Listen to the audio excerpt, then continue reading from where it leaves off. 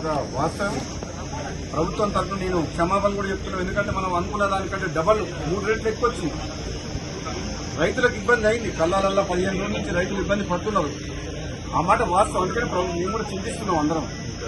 Definite గా రైతుల కోసం ఈ ప్రభుత్వం ఎప్పుడు కూడా రాత్రింబలు కష్టపడి రైతులకు అన్ని రకాలుగా సపోర్ట్ గా ఉండాలన్న ఉద్దేశంతో పనిచేస్తుంది. కాబట్టి రాబోయే 10 రోజుల్లో కంప్లీట్ గా ధాన్యం సేకరణ కంప్లీట్ చేస్తామని చెప్పి నేను కూడా మాటిస్తున్నా. ప్రత్యక్షంగా నేను కూడా ఈ గోడౌన్ హ్యాండ్ ఓవర్ చేసుకుంటానికి అధికారులతో మాట్లాడి గోడౌన్ ఓనర్ ఒప్పుకున్నా సరే బలవంతంగా నోటీస్ ఇచ్చి తీసుకోవడం జరిగింది.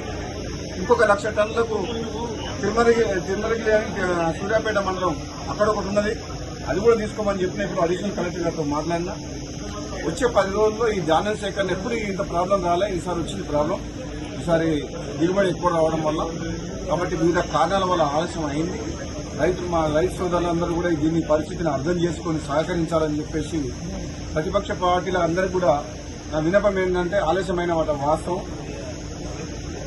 మీరు కూడా ప్రజల పక్షాన చాలా సందర్భాల్లో మీడియా ద్వారా కానీ రైతుల పక్షాన మీరందరూ కూడా మీ పాత్ర పోషించిండ్రు.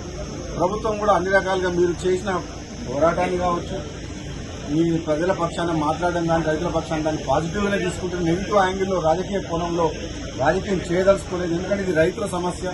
రైతులను కాపాడుకొని వాళ్లకు అండగా ఉండాల్సిన ప్రభుత్వం, ప్రతిపక్షాలు అన్ని పక్షాలు అన్ని పార్టీల వారు సహకరిస్తే నెక్స్ట్ 10 days లో కంప్లీట్ చేస్తామని చెప్పి నేను మీడియా ద్వారా రైతులకు ప్రజలందరికీ కూడా తెలియజేస్తున్నాను. Thank you.